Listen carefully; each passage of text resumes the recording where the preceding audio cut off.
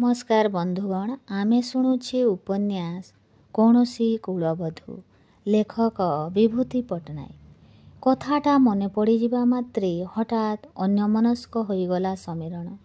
तार हाथ मुठा शिथिल होईगला। रेखार पापुलीटा खसीगला। असावधानतावशत खोलिथिबा पंजुरीर द्वार देई उड़ी जाउथिबा चढ़ेईटी भली निज छाती भितरे एक मृदु जंत्रणार आघात अनुभव करुथिबा भली समीरण अस्थिर होई उठिला। से जहा भाविछि ता कौन से एई सद्य यौवना अल्प बयसीकु मुह खोली कहि पारिबो? ता नहेले ताकु भरोसा देई काहेकि से हाथ धरी डाकी आनिछि ए नई भितरर निर्जन बालिमंत भितरकु? सेमाने सेतेबेळेकु से जलधार पाखरे पहुंची जाइथिले। एते बड़ नई भितरे 15-20 हाथ ओसारर क्षीण जलधार ज्योत्स्नार जुआरे जलराशि दर्पण भली चिकचिक करुछि। सेई जल दर्पणरे निजर मुह देखि असह्य खुशीरे रेखा उच्छ्वसित होई उठिला। कहिला, आह कि चमत्कार दृश्य! नदी भितरे नदी, मन भितरे जेमिति उपमन। उपमाटा बेश पाईगला समीरण मनकु। से मृदु हसी कहिला, मन अपेक्षा उपमनटा ही बेसी रहस्यमय, बेसी आकर्षणीय। सेही भली काठ जोड़ीर अंतस्थलरे एई शीर्ण स्रोता उपनदी ना? रेखा सेतेबेळेकु जलधार उपरे बाली उपरे बसी पड़िछि। तार बसिबार भंगीरे समीरणकु मध्य बसिबा पाई आमंत्रण। समीरण बसिबा आगरु बंध उपरकु थरे चाहि नेला। ना, केही देखा जाऊ नाहांती। अनाहारी बाबांको आश्रमर संध्या आळती घंटा मध्य शुणा जाऊ नाही। सेमाने दुई जण जे नदी गर्भरे बसिछंती से कथा बंध उपरर लोके देखि पारुछंती ना नाही? रेखा किछि समय नदीर जलको चाहि सारी कहिला, कुहंतु ना, आपण मोठारु कौन चाहंती?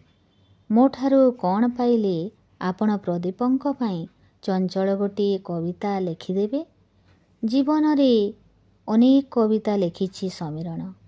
केबे निज पाई, केबे पत्रिका संपादकंक पाई, आउ अबा केबे निजर दुई भूतपूर्व प्रेमिका मानंक पाई। किंतु ए सहरर जणे सुंदरी किशोरीर प्रेमिक पाई से गोटे कविता लेखिबो एकथा से केबे भाबी नाही। जदि निज पाई गोटे कविता लेखिबा लागी रेखा अनुरोध करंता ताहेले से निज भितरे लेखिबार प्रेरणा हुए तो शीघ्र शीघ्र पाई जांता। किंतु तार प्रेमिक प्रदीप पाई कविता? हठात से दुई जनक भितरे आउ जनकर अदृश्य उपस्थिति अनुभव कला समीरण। प्रदीप नामक आउ जणे भाग्यवान पुरुष से दुहिंक पाखे पाखे अछि।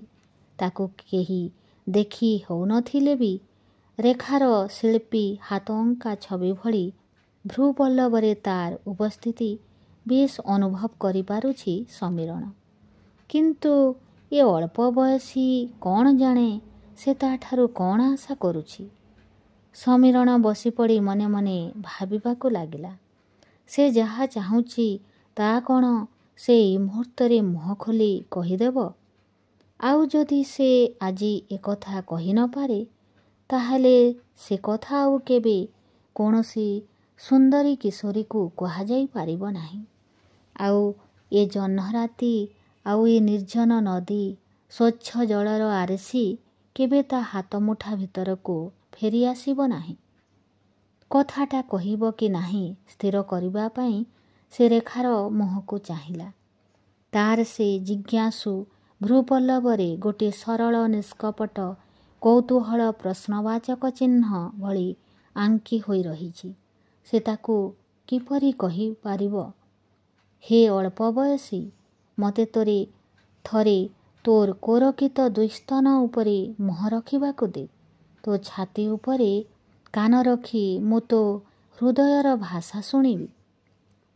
छी छी, से कवि हेले भी वयस्क विवाहित पुरुष। रेखा ताठारु 20 वर्षरु बेसी सान। 20 वर्ष बयसरे विवाह करथिले से तार कन्या होई पारि थांता। ତାକୁ କେବେ ଏସବୁ ବାଜେ କଥା କୁହାଯାଇପାରେ? ସମୀରଣ ନିଜ ଭାବନାରେ ନିଜେ ଚମକି ପଡ଼ିଲା। ତା ଦେହର ରକ୍ତ ସଞ୍ଚାଳନ ଦ୍ରୁତତର ହୋଇ ଉଠିଥିବା ଭଳି ତାର ମନେ ହେଲା।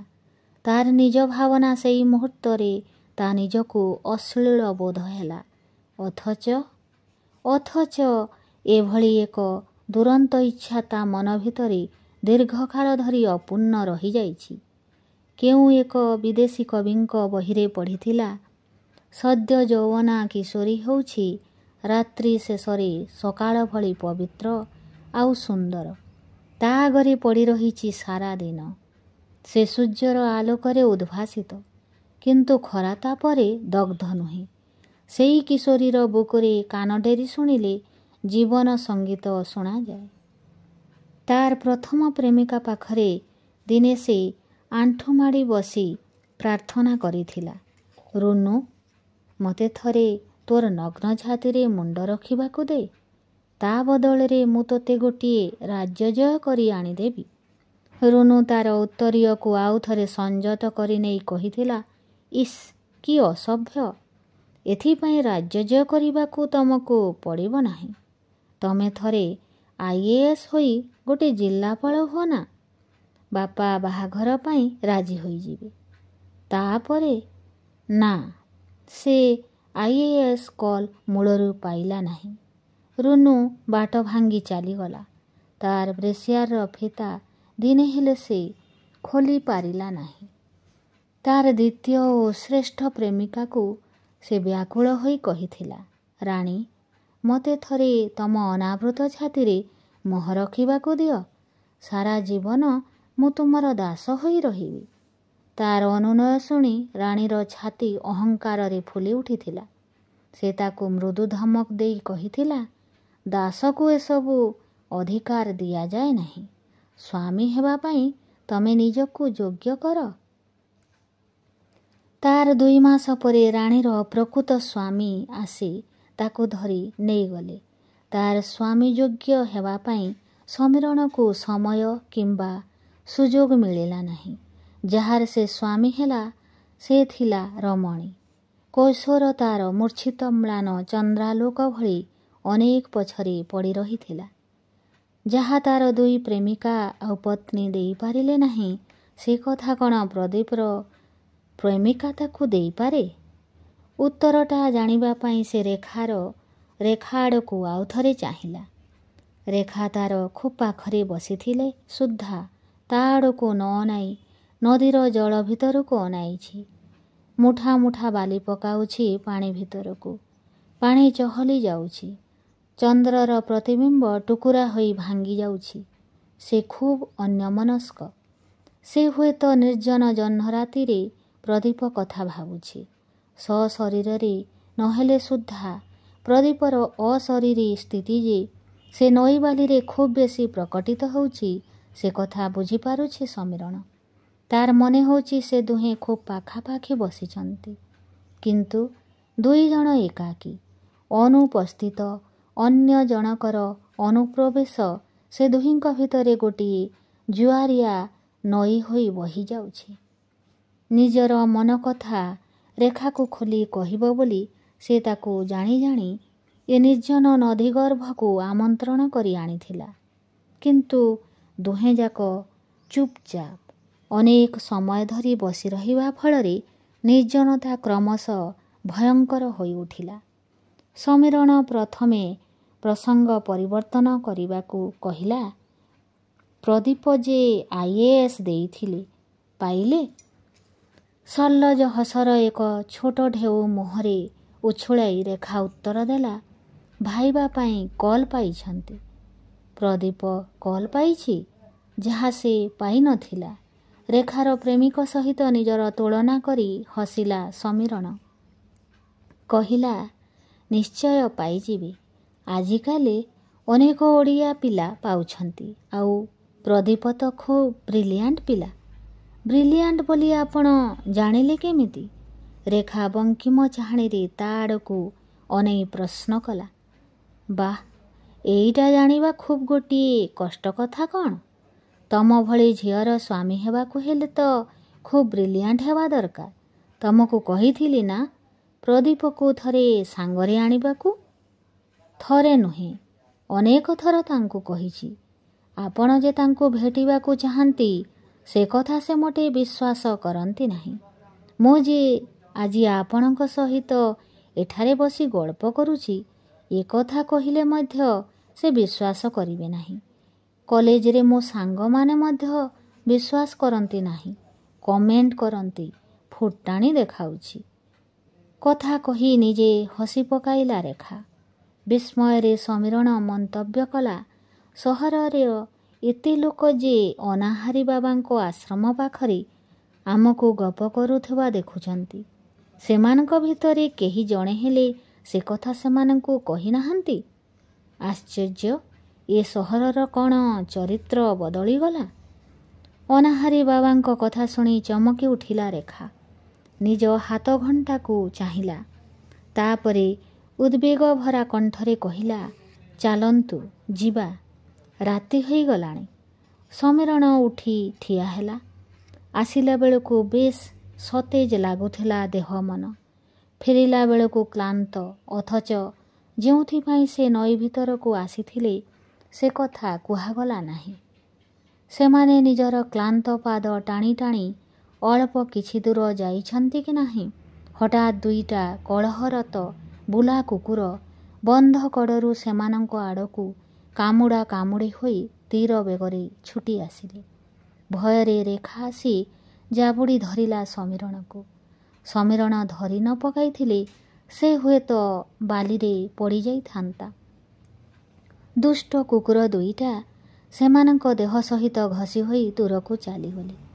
ସମୀରଣ ସାହସ ଦେଲା, ଭୟ କରିବାର କିଛି ନାହିଁ। ଦୁଇଟା ଯାକ ପାଗଳା କୁକୁର ନୁହନ୍ତି।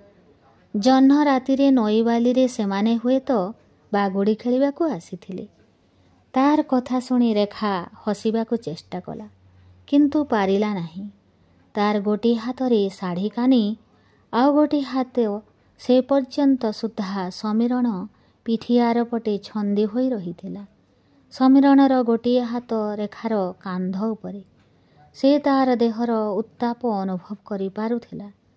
ତାର ଦୁଇଟି ଛୋଟ କୋମଳ କଠିନ ସ୍ତନର ଚାପ ସମୀରଣ ବକ୍ଷରେ ଅନୁଭୂତ ହେଉଥିଲା। ଭୟରେ ସେତେବେଳ ପର୍ଯ୍ୟନ୍ତ ସୁଦ୍ଧା ଥରୁଥିଲା ତାର ତାଳୁରୁ ତଳିପା ଯାଏ। ନିବିଡ଼ ସ୍ନେହରେ ସମୀରଣ ତା ମୁଣ୍ଡର ବାଳଗୁଡ଼ିକୁ ସଜାଡ଼ି ଦେଲା। ତାପରେ ସେ ଖୁବ୍ ଚାପା କଣ୍ଠରେ କହିଲା, ରେଖା, ମୁଁ ଯାହା ଚାହିଁବି ତାହା ତମେ ଦେଇପାରିବ? ବର୍ତ୍ତମାନ ତୁମକୁ ସେ କଥା କହିବି? ଭୟାର୍ତ୍ତ ଦୃଷ୍ଟି ତୋଳି ତା ଆଡ଼କୁ ଅନାଇଲା ରେଖା। ତା ଚାହାଣୀରେ ଭାଷା ବଦଳିଗଲା।